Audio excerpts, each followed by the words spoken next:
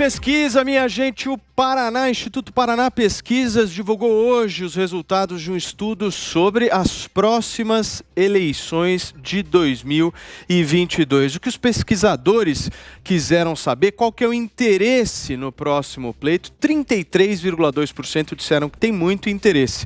12,6% respondeu que tem algum interesse e quase 24% afirmaram que não tem nenhum tipo de interesse na eleição do ano que vem. O Instituto também perguntou se as eleições para presidente da República fossem hoje, em quem o entrevistado votaria. Na pesquisa espontânea, Lula e Bolsonaro aparecem empatados tecnicamente com 19,7%.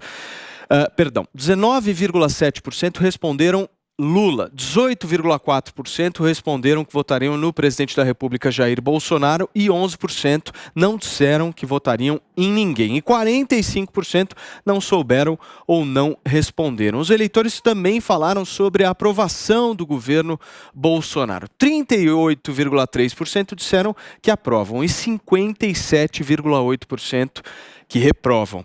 O grau de confiança da pesquisa é de 95% e a margem de erro é de 2 pontos para mais ou para menos. O Instituto Paraná Pesquisas ouviu mais de 800 eleitores em 164 municípios brasileiros entre os dias 16 e 19 de novembro. E a gente vai trazer aqui para a nossa roda, para a nossa discussão, justamente para saber a avaliação do nosso time sobre essa pesquisa que é fresquinha de hoje, né? Bruna Torlai, ótima tarde para você. Eu quero uma avaliação sua sobre a reprovação do governo e sobre o crescimento do Sérgio Moro. E se você puder dar uma pitada também na estagnação do presidente da República, né? Ele não perde nem ganha nessa pesquisa. Traz seu comentário para a gente.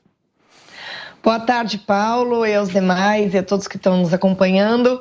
Olha, na verdade, todo o governo, quem é a situação, sempre, evidentemente, né, lida com a impressão imediata do povo, enquanto aquele que se apresenta como a mudança ou como quem tem a possibilidade de corrigir os erros presentes se apresenta como esperança, tá? Então, na verdade, isso pode acontecer. A gente está num momento de adversidade, né? Hoje foi muito interessante, né? Num dos jornais, no Jornal do Meio-Dia, de que eu participei, uma analista, uma professora de economia da SPM, finalmente dizendo, não, realmente, a gente, analisando os estudos, a gente está vendo que a situação da economia atual se deve à pandemia. Eu falei, nossa, nem acredito que eu estou ouvindo aqui uma reportagem de alguém da área dizendo claramente que a economia brasileira está ruim mesmo por causa da pandemia, e não tem problema nenhum em dizer isso, né? Isso não é até uma pena que isso seja usado aí como briguinha eleitoral, como discurso eleitoral. É algo que todos os brasileiros poderiam estar focados em superar, né? Em corrigir e entendendo o que foi o contexto, né?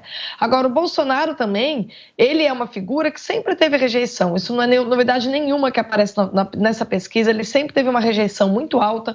Em 2018, a rejeição dele permaneceu alta o tempo todo. E essa massa, né, que você anunciou, Paulo, de 45% que não sabem ainda, etc., costuma ser aquele largo percentual das pessoas que decidem ao longo da campanha.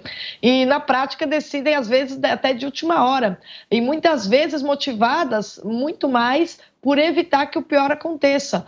Esse foi um voto importante para o Bolsonaro, um voto que entendia que qualquer outro caminho seria melhor do que o retorno do PT.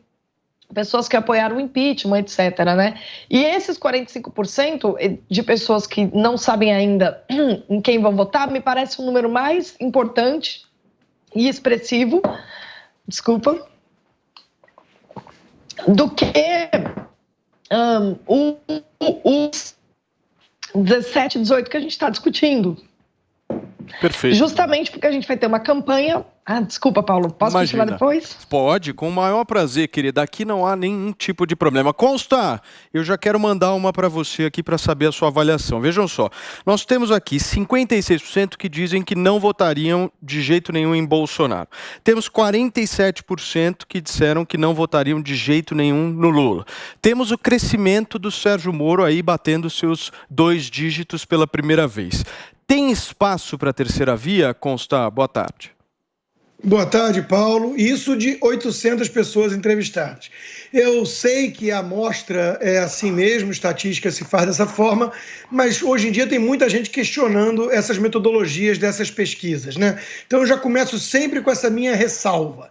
Lembrando também que erro estatístico seria sempre anular de um lado ou do outro e não ter nenhum tipo de viés, não ter nenhum tipo de grupo político, ideológico sempre beneficiado. E não é o que a gente vê na imensa maioria das pesquisas. Sai eleição, entra eleição, a gente vê que as pesquisas inflavam antes os candidatos de esquerda e subestimavam, penalizavam os de direita. Então, feita essa longa ressalva introdutória, né?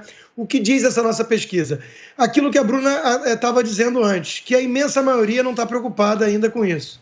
Isso é um debate nosso, isso é um debate para os políticos, então nem se fala, para eles a eleição é amanhã, né? Eles já estão articulando tudo, já estão vivendo e respirando só com base no que vai acontecer em outubro do ano que vem, e a população está preocupada com outras coisas, está tocando a vida, não está muito interessada em falar em eleição hoje. Então, essa é a principal conclusão. Ora, se isso é verdade, se Bolsonaro e Lula ambos têm alta rejeição, né, e é algo que desperta ódio ou rejeição mesmo em muita gente, teoricamente haveria um espaço sim para a terceira via.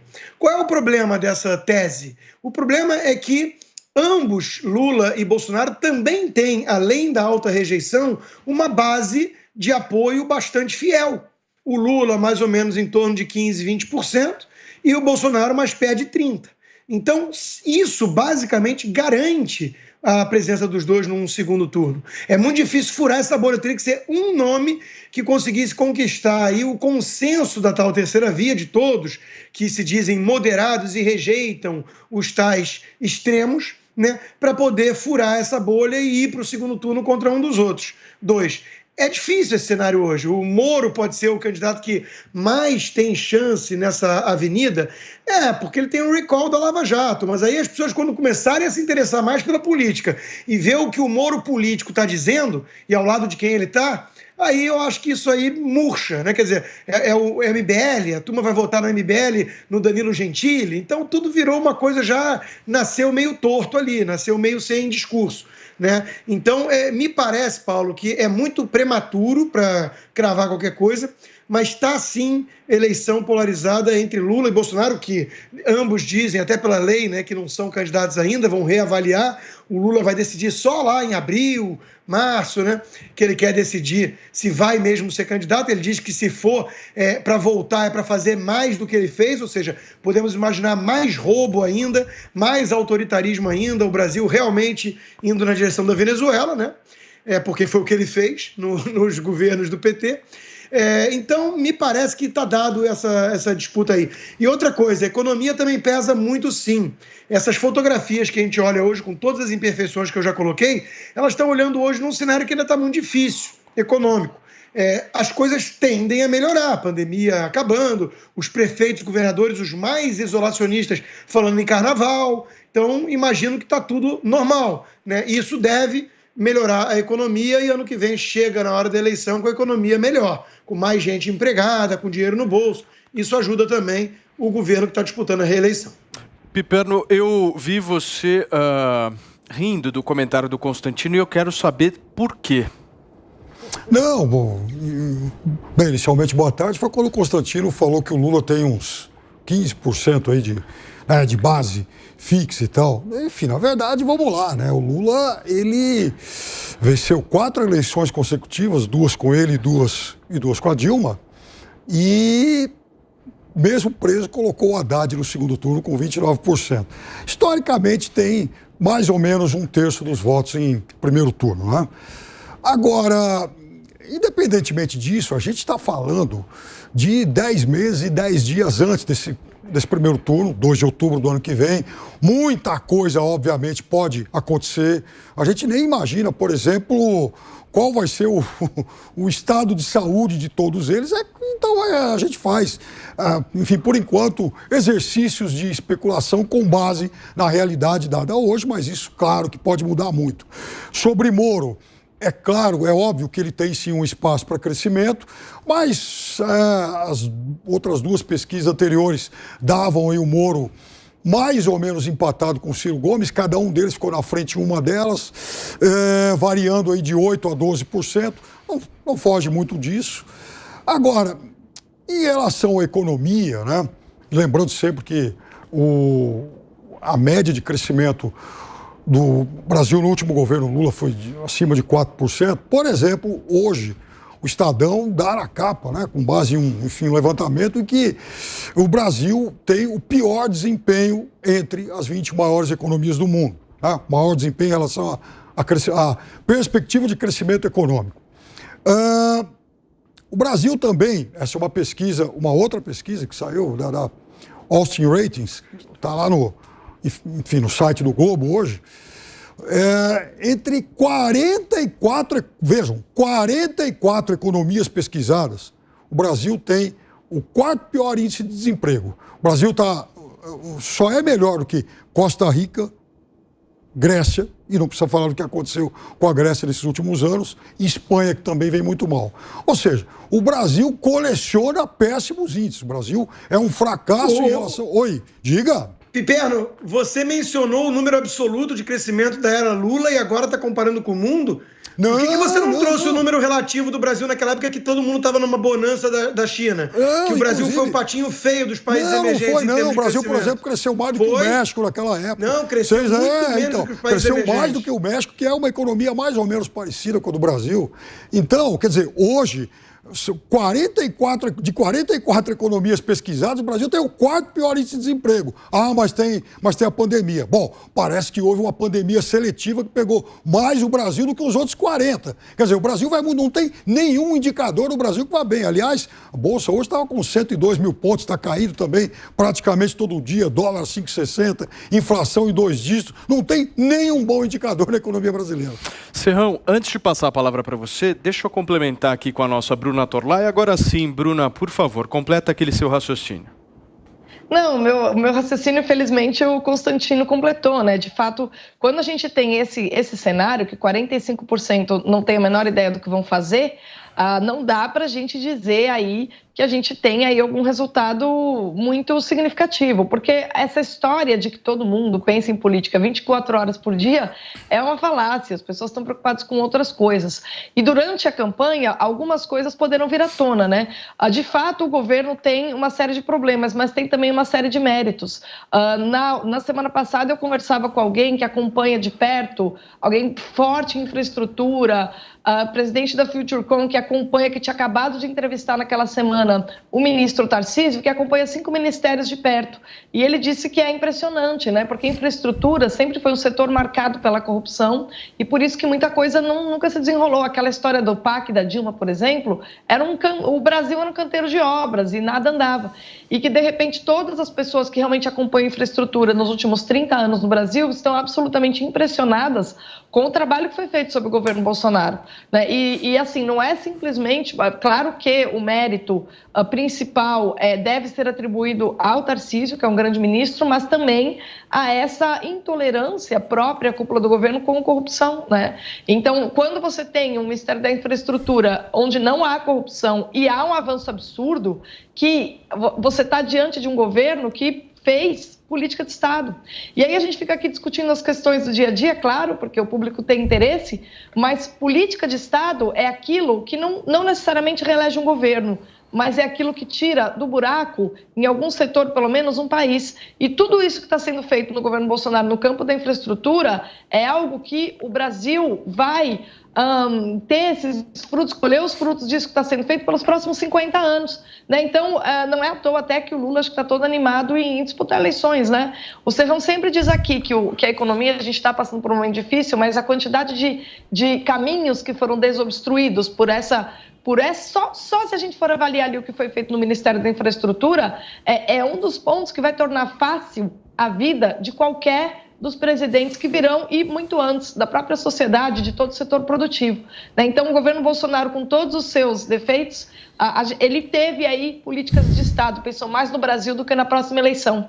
E isso certamente será explorado aí ao longo da campanha. E talvez justamente nesse momento, o brasileiro que não está preocupado com política, mas que sabe que aquela ponte que nunca tinha sido feita foi resolvida, que de repente as coisas chegaram mais, uma série de impactos que esse tipo de coisa tem na vida, talvez a pessoa comece a avaliar. Então não tem como a gente saber agora, né? Mesmo porque quando você trabalha para o país e não para a sua autoimagem, e muito menos para manipular os outros ou para enganar a trouxa, que é a maneira como trabalha o PT, você está sujeito realmente aí a ter mais dificuldade com o discurso, né? O Bolsonaro não é o mestre do discurso porque ele não é um milongueiro, né? Só o Piperno chama ele de mitomaníaco. Se ele fosse mitomaníaco como foi o Lula, certamente ele teria aí uma aprovação muito maior, porque aqueles que dizem o que o povo quer ouvir, as mentiras...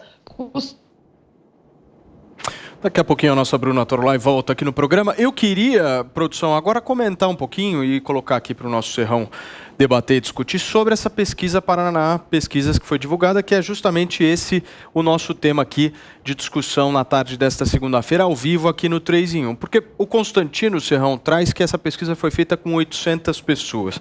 Mas se a gente for analisar a eleição de 2018, o instituto que mais acertou e mais realmente teve o desempenho do que realmente foi a realidade foi o Instituto Paraná Pesquisas. Como é que você vê isso? Com quantas pessoas uma pesquisa tem que ser feita?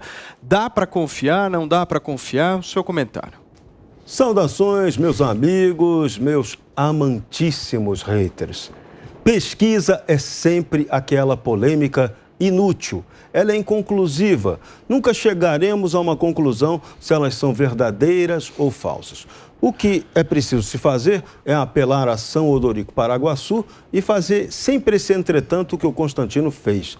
As amostragens são muito pequenas para um país tão grande, para um eleitorado de mais de 100 milhões de pessoas. Então, ouvir apenas 800, 1000 pessoas para esse eleitorado tão gigantesco, tão complexo, tão cheio de diferenças e diversidades, é muito complicado. Então, acreditar nessas pesquisas, para mim, é muito difícil. Eu prefiro ser aquele que é o incrédulo em relação a essas pesquisas. Serrão, quantas pessoas têm que ser ouvidas? Olha, essa é o debate que nós temos que desenvolver. Nós não estamos mais nós estamos agora na era digital, não somos mais analógicos. Então é preciso ter... Hoje a nossa capacidade de fazer pesquisa utilizando redes sociais é muito maior do que você simplesmente fazer aquela pesquisa, aquelas entrevistas por telefone que caracterizam essas pesquisas. Então, a gente precisa avançar tecnologicamente, redefinir uma nova base de pesquisa. E o avanço da tecnologia 5G vai permitir que a gente faça isso. Então, feito esse entretanto, deixe eu ir aos finalmente. Um dado falso ou verdadeiro dessa pesquisa que chama a atenção é uma tendência que vem se repetindo em várias eleições. A quantidade gigantesca de pessoas que não estão interessadas na eleição nem nos candidatos. Isso reflete em quê? Reflete no altíssimo índice de abstenção eleitoral, que pode bater recorde na próxima eleição. Isso tem duas preocupações. Ou as pessoas estão realmente insatisfeitas ou a base do cadastro eleitoral não está atualizada. Essa é uma preocupação que a gente tem que ter. Então, vamos lá. Esse é outro quase finalmente. Outro finalmente muito importante. As eleições no Brasil continuam demais, excessivamente influenciadas pelo crime institucionalizado, por aquilo que eu tenho chamado de narconegócio. Esse é o tema de hoje do meu artigo no site da Jovem Pan. Façam uma leitura lá, depois a gente vai poder discutir esse tema com mais calma. Mas vejam, o nosso modelo democrático está ameaçado por essa invasão que o crime institucionalizado faz nele. Então, isso é um detalhe assustador, junto com a abstenção, é extremamente preocupante para uma eleição que será, com certeza, polarizada entre uma extrema esquerda e aquilo que a esquerda tenta dizer que é uma extrema direita. o caminho para a terceira via ainda é muito pequeno, porque o brasileiro não vota em propostas, ele vota em nomes. E o nome mágico para ser a terceira via ainda não apareceu. O Super Moro é aquele herói que foi desmoralizado, tanto pela direita com Bolsonaro, quanto pela esquerda com o Lula, e ele é um candidato complicado, porque o cara não tem perfil, não tem pegada de político para disputar uma eleição majoritária. Então, tudo tem que ser analisado com muita calma. Sobre a economia, o detalhe que tem que se lembrar toda hora, os indicadores reais da economia produtivos, nunca se fez tanto infraestrutura, o Brasil vai fazer 50 anos em 4, já temos 2 trilhões em contratos tocados no setor de infraestrutura e agora na 5G que está chegando. Então, é bom aguardar esse movimento para dizer se a economia vai ter ou qual será o alcance, a influência real da economia na próxima eleição. Piperno me pedindo a palavra? Por favor, Fábio. Não, Paulo, quando você citou Paraná Pesquisas, que teria sido o instituto que mais acertou em 2018, de fato, eles acertaram muitos resultados para governador. Mas no caso de eleições para presidente, o Paraná Pesquisas e também o Instituto Vox Populi, especialmente no segundo turno, erraram muito feio. Aliás, isso já aconteceu também em 2014. O Paraná dava 60 pontos alguma coisa para o Bolsonaro, pertinho do dia lá do segundo turno, a última pesquisa antes do segundo turno, e 39 pontos alguma coisa para o Haddad. Ou seja, uma diferença de um pouquinho mais de 20%, a diferença ficou em 10%. O Vox Populi, por outro lado, dava um empate técnico e aí também a gente viu como é que isso terminou. Muito bem, vamos mudar um pouquinho de assunto e conversar sobre as prévias do PSDB quer dizer, que não aconteceram ontem, que estão suspensas. Eu quero uma avaliação sua, Constantino, como é que você viu todo esse processo, que está em curso ainda, né? Eles estão discutindo, enfim, se a prévia vai acontecer, se não vai acontecer. Mas até eu estava lendo aqui agora, Constantino, o governador do Rio Grande do Sul, Eduardo Leite, diz que as prévias estão perdendo legitimidade. O que você acha que vai acontecer dessa história, né? Porque se o Dória ganhar, uma parte do partido vai sair, enfim, vai migrar para outros partidos e vai ter um racha. Se o Eduardo Leite ganhar, a mesma coisa. Qual que é a solução nessa história?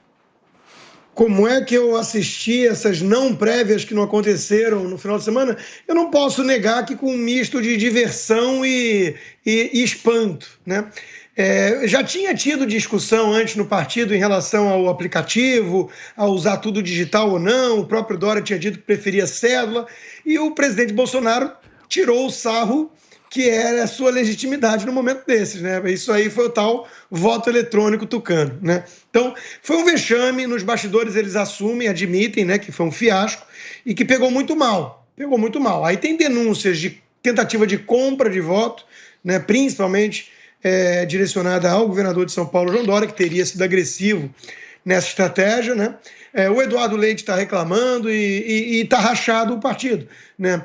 Eu tive a oportunidade de entrevistar o presidente do PSDB aqui no jornal Jovem Pan semana passada e perguntei exatamente sobre isso, porque eu parabenizei o partido por ter as prévias. É uma tradição aqui nos Estados Unidos. Eu acho que é mais transparente, eu acho que você consegue dar mais legitimidade ao candidato remanescente que aguentou essa briga interna. Por outro lado, é óbvio que você levanta a bola para a oposição, você dá alimento para os adversários, munição para quem vai atacá-lo depois, e basta repetir o que o colega disse nas prévias, né? Vamos lembrar que a Kamala Harris chamou o Biden de racista. Hoje ele é vice-presidente, porque política, infelizmente, é isso aí mesmo, né? Um bando de ator que fala aquilo que tem que falar na hora e não tem nenhum compromisso com o que é dito, né? Via de regra, é isso. É um teatro péssimo, né? Então, as prévias acabam gerando feridas, acabam lavando roupa suja em público, e isso tem um desgaste, né? Então, eu perguntei exatamente isso para o presidente Bruno, e ele concorda, mas ele avalia que essa é uma tendência que veio para ficar, inexorável, e os outros partidos vão acabar tendo que seguir. Eu tendo a concordar, de novo, dar mais legitimidade e mais transparência. Agora, o que não tivemos nessas prévias tucanas foi transparência, né? Essas acusações de tentativa de compra, esse aplicativo que deu tudo errado, né? É um vexame. Então não tem outra palavra, é um vexame, vamos ver como é que vai ficar. uma vez que aconteceu isso nesse final de semana, em vez de ter um processo mais tranquilo, mais suave, né? Qualquer um que sair perdedor, derrotado na próxima tentativa, né? Vai ter essa carta na manga para alegar que não foi totalmente idôneo, que alguma coisa esquisita ali, o processo não teve a mesma eficácia, e é da vida, né? Os maus perdedores sempre vão dar um jeito de apelar. Agora, que chama a atenção, né, que foi tudo muito mal feito e com suspeitas ali não republicanas e não transparentes na escolha, isso aí só arrasta o PSDB para a eleição após um resultado muito ruim nas últimas eleições com Alckmin, né? Arrasta já muito desgastado, né? E com essa discussão de pouco espaço para uma terceira via, o Moro tem um certo recall, mas qualquer outro nome tem muita rejeição também, né? Principalmente o caso do Dória. É muito difícil a vida dos tucanos em 2022. Agora, Bruna, e quem vencer ou quem perder, ou enfim, a gente não sabe se vai ter ou se não vai ter, mas enfim, alguma conclusão eles vão tentar chegar ali, né? Como é que você vê a credibilidade desse processo? Porque o presidente da Comissão Eleitoral das Prévias, até sexta-feira, era o senador José Aníbal, uma espécie de Barroso do PSDB, que é quem organiza ali o TSE do PSDB.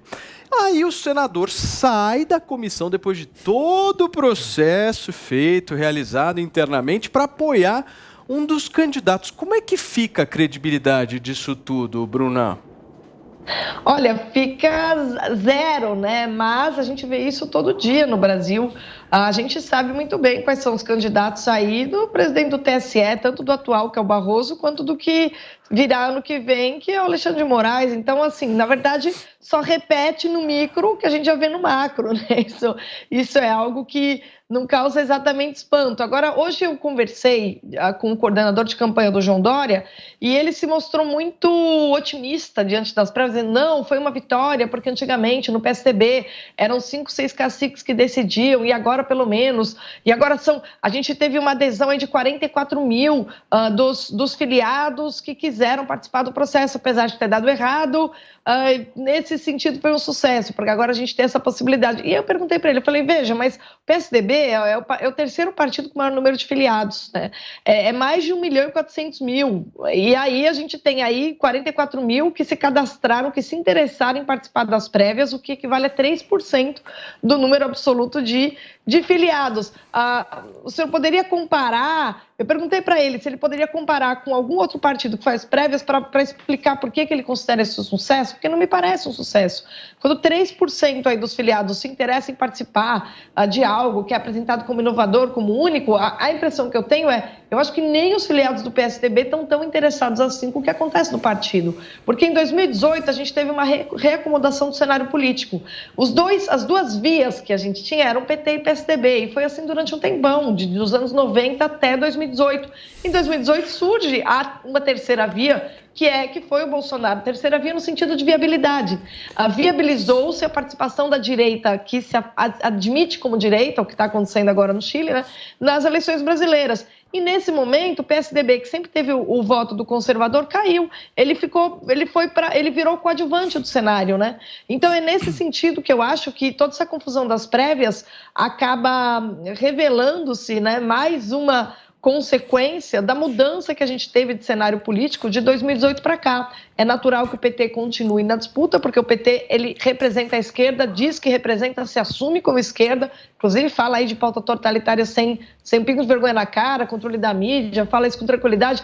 A gente está vendo aí, né, a Dilma, por exemplo, aquelas declarações da Dilma elogiando aí regimes pouco democráticos. Enfim, a gente tem toda uma história do PT, tanto ela é a dita esquerda conservadora. Em que sentido? Daquela esquerda tradicional, né? Aquela esquerda tradicional, tem comunista, tem gente mais dessa esquerda moderna, da pauta identitária, mas a base mesmo é dessa esquerda tradicional. Então é um partido que se identifica, que é autêntico nesse ponto. O PSDB, que nunca disse que veio, é social-democrata, mas ele tinha os votos da direita, mas tinha vergonha não queria representar a direita, agora ele ficou sem espaço, né, diante de um presidente que quer representar a direita e não tem vergonha de se dizer o que ele é.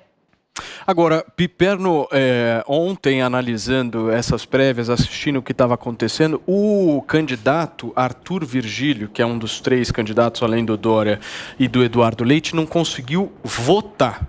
Fernando Henrique, a mesma coisa. Serra, a mesma coisa. Não conseguiram depositar o voto simplesmente porque o aplicativo não funcionava. Eu li que o próprio TSE, o Tribunal Superior Eleitoral, sugeriu e se colocou à disposição do partido para ajudar na concepção das urnas, enfim. Por que o partido resolveu fazer um aplicativo de celular e passar essa vergonha? Então, eu acho que o PSDB tem passado muitas vergonhas nos últimos tempos, né? E isso é muito ruim para a política brasileira, porque o PSDB era um partido, sempre foi um partido com quadros importantes, mas ele vai definhando. E me chamou muita atenção a manifestação de uma deputada chamada Mara Rocha, né, lá do PSDB do Acre, se eu não estou enganado, que ela foi lá e votou e falou: eu sou bolsonarista, estou votando e vou embora do partido. E o Arthur Virgílio e também o Aloysio Nunes Ferreira, outro tucano importante, né, de rica plumagem, eles chamaram atenção para a necessidade de desbolsonarizar o partido. Foi a palavra que eles usaram, né? E, de fato, está prevista aí uma revoada de mais de 10 parlamentares, que são muito mais alinhados hoje com o presidente Bolsonaro do que com qualquer outra liderança tucana, especialmente deputados aí do sul do país, mais próximos aí do Eduardo Leite. Isso não é mera coincidência. Os tucanos gaúchos, por exemplo, eles votaram em favor de muitas pautas defendidas aí pelo presidente.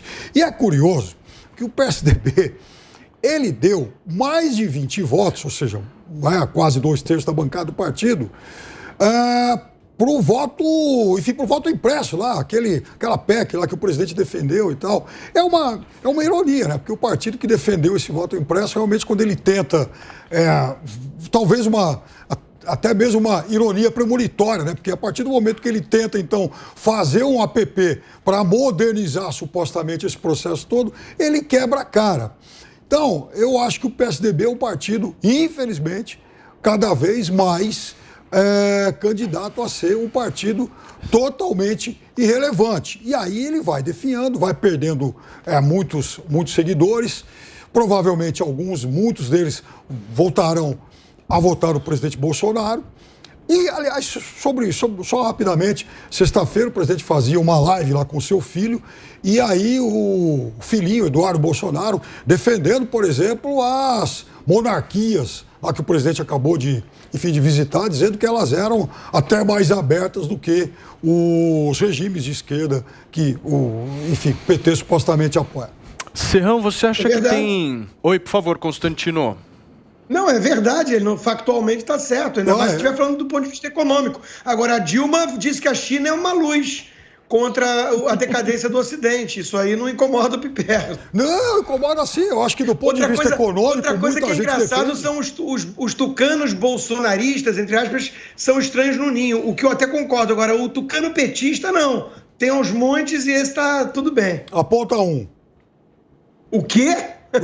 Fernando Henrique Cardoso. Fernando Henrique Cardoso é o maior simpatizante do Lula. O Serra é mais esquerdista do que o PT todo, quase. Tá bom. Serrão, você acha que nesse processo do PSDB tem dedo do Aécio Neves?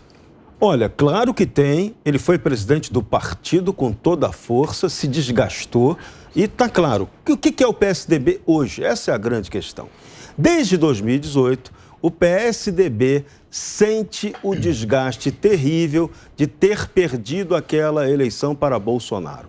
Perdeu por quê? Perdeu porque o PSDB já não significava mais nada.